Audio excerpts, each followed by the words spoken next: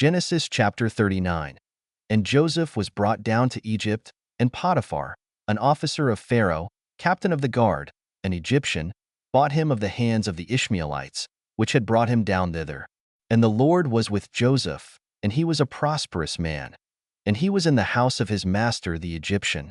And his master saw that the Lord was with him, and that the Lord made all that he did to prosper in his hand. And Joseph found grace in his sight, and he served him. And he made him overseer over his house, and all that he had he put into his hand. And it came to pass from the time that he had made him overseer in his house, and over all that he had, that the Lord blessed the Egyptian's house for Joseph's sake. And the blessing of the Lord was upon all that he had in the house and in the field. And he left all that he had in Joseph's hand. And he knew not aught he had, save the bread which he did eat. And Joseph was a goodly person, and well favored. And it came to pass after these things, that his master's wife cast her eyes upon Joseph. And she said, Lie with me.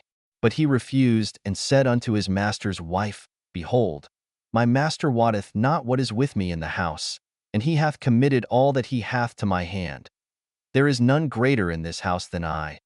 Neither hath he kept back anything from me but thee, because thou art his wife. How then can I do this great wickedness and sin against God? And it came to pass, as she spake to Joseph day by day, that he hearkened not unto her, to lie by her, or to be with her. And it came to pass about this time, that Joseph went into the house to do his business, and there was none of the men of the house there within. And she caught him by his garment, saying, Lie with me. And he left his garment in her hand, and fled, and got him out.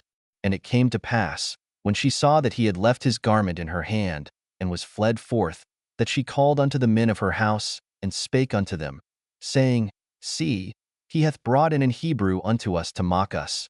He came in unto me to lie with me, and I cried with a loud voice. And it came to pass, when he heard that I lifted up my voice and cried, that he left his garment with me, and fled, and got him out. And she laid up his garment by her, until his Lord came home. And she spake unto him according to these words, saying, The Hebrew servant, which thou hast brought unto us, came in unto me to mock me. And it came to pass, as I lifted up my voice and cried, that he left his garment with me, and fled out. And it came to pass, when his master heard the words of his wife, which she spake unto him, saying, After this manner did thy servant to me, that his wrath was kindled. And Joseph's master took him, and put him into the prison, a place where the king's prisoners were bound.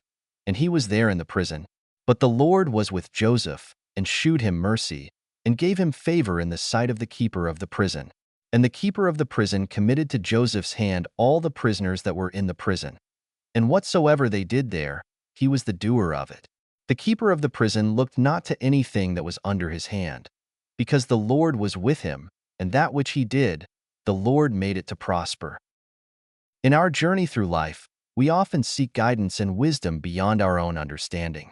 St. Michael's prayer is a beautiful expression of this desire, a heartfelt plea for divine intervention and alignment with Jehovah's will. It serves as a reminder of the profound connection we can cultivate with the divine, allowing us to become vessels of his wisdom and love. St. Michael's prayer: I pray for Jehovah to speak through me all the time, and I pray for Jehovah to remove all my thoughts and implant his thoughts all the time, as I do not even want my thoughts.